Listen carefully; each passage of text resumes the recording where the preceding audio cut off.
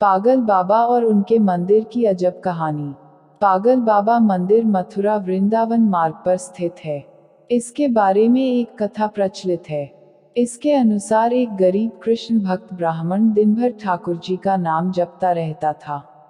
उसके पास जो कुछ भी था, या यूं कहें कि जितना भी रूखा सूखा उसे मांगकर खाने को मिलता, वह उसे भगवान की मर्जी समझकर खुशी खुशी ग्रहण करते हुए अपना जीवन व्यतीत कर रहा था।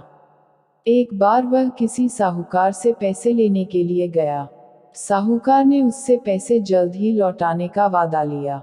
ब्राह्मण हर महीने नियम से किस्त का हिसाब करके साहूकार के पैसे लौटाने जाता था।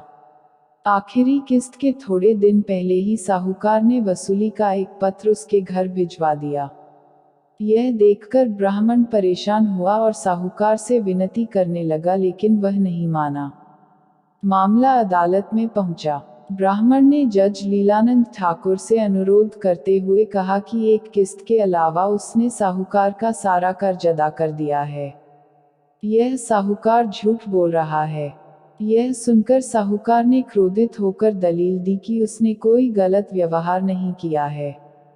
जिस किसी के भी सामने आरोपी ने धन लौटाया हो, उसे अदालत में पेश किया जाए। इतना सुनकर ब्राह्मण सोच में डूब गया, क्योंकि उसका कोई भी गवाह नहीं था। ब्राह्मण को भगवान की याद आई और गवाह के रूप में उसने भगवान कृष्ण का नाम लिया। यह सुनकर पहले तो जज कुछ हैरान हुए, लेकिन बाद में ब्राह्मण से उनका पता मांगा गया। ब्राह्मण के कहने पर एक नोटिस बांके बिहारी के मंदिर में भेजा गया। पेशी की अगली तारीख पर एक बूढ़ा आदमी कोर्ट में पेश हुआ और ब्राह्मण की तरफ से गवाही देते हुए बोला कि जब ब्राह्मण साहूकार के पैसे लौटाता था तब मैं उसके साथ ही होता था। बूढ़े आदमी ने रकम वापस करने की हर तारीख को कोर्ट में मुन्ह जुबानी बताया, जैसे उसे सब कुछ एक एक तारीख के हिसाब से याद हो। साहूकार के खाते में भी बूढ़े आदमी द्वारा बताई गई रकम की तारीख भी सही निकली। साहूकार ने राशि तो दर्ज की थी, लेकिन नाम फर्जी लिखे थे। इसके आधार पर जज ने ब्राह्मण को निर्दोष करार दे दिया। लेकिन जज अब तक हैरान थे कि इतना बूढ़ा आदमी इतनी तारीखें कैसे याद रख सकता है। जज ने उसके बारे में उस ब्राह्मण से पूछा कि यह बूढ़ा आदमी कौन है। तो ब्राह्मण ने उत्तर दिया कि वह सब जगह रहता है, लोग उन्हें श्याम, कान्हा, कृष्ण आदि नामों से जानते हैं। इसके बाद जज ने फिर से उससे पूछा कि वह बूढ़ा आदमी कौन था। फिर ब्राह्मण ने कहा सच में उसे नहीं पता कि वह कौन था। जज बड़ी हैरानी हुई। उनके मन में सवाल आ रहे थे कि आखिर वह आदमी कौन था। इसी पहेली को सुलझाने के लिए जज अगले दिन बांके बिहारी के मंदिर में पहुंचे। वह जानना चाहते थे कि आखिर बीते दिन जो आदमी अदालत में आया था, वह कौन था। मंदिर के पुजारी से जब जज ने पूछा तो उन्होंने बताया कि जो भी चिट्ठी पत्री यहाँ आती है उसे भगवान के चरणों रख दिया जाता है। जज साहब ने उस बूढ़े आदमी के बारे में भी पूछा, लेकिन पुजारी ने कहा ऐसा कोई भी आदमी यहाँ नहीं रहता है। ये सब बातें सुनने के बाद जज को लगा कि वह श्री कृष्ण ही रहे होंगे। इस घटना का जज पर इतना असर पड़ा कि उन्होंने अपने पद से इस्तीफा दे दिया और घर परिवार भी छोड़ दिया और स्वयं एक संत बन गए। स्थानीय लोगों का मानना है कि बहुत सालों बाद वह जज पागल बाबा के नाम से वृंदावन में लौटे और उन्होंने पागल बाबा मंदिर का निर्माण कराया। तब से यह मंदिर पागल बाबा मंदिर के नाम से प्रसिद्ध है।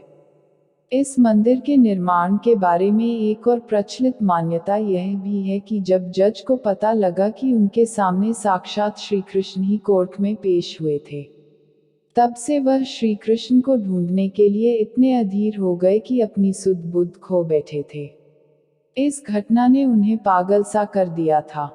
इसके बाद वह जिस किसी भंडारे में जाते थे वहां से पत्तलों की जूठन उठाते थे और उसमें से आधा जूठन ठाकुर जी को अर्पित करते थे और आधा खुद खाते थे। उन्हें ऐसा करते देख लोग उनके खिलाफ हो गए और लोगों ने उन्हें मारना पीटना भी शुरू कर दिया। हारकर लोगों ने उन्हें एक पागल के रूप में मान लिया। धीरे धीरे उनका नाम ही पागल बाबा पड़ गया। कालांतर में बाबा ने एक विशाल मंदिर प्रस्थापना का प्रण लिया और विशाल भंडारा का आयोजन किया। अपार जनसमूह उमड़ा, लेकिन बाबा का भंडार खाली होने का नाम ही नहीं ले रहा था। बाबा ने मंदिर में विशाल रसोई का निर्माण कराया तथा मंदिर के नीचे विशाल भंडार घर बनवाया। बाबा के देश भर में भक्त, विशेषकर असम, बंगाल व उड़ीसा के औद्योगिक घरानों व मारवाड़ी परिवारों से आते हैं।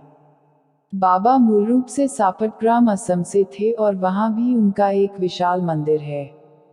होली और जन्माष्टमी के अवसर पर मंदिर को भव्यता के साथ सजाया जाता है। बाबा ने साल 1977 में एक धर्मार्थ ट्रस्ट की स्थापना की। बाबा के आदेश पर बने अस्पताल में बिना सरकारी मदद के जनरल ओपीडी, आंखों का अस्पताल, आयुर्वेदिक, होम्योपैथिक विभाग पागल बाबा महाराज के भक्त परिवारों के सहयोग से चल रहे हैं।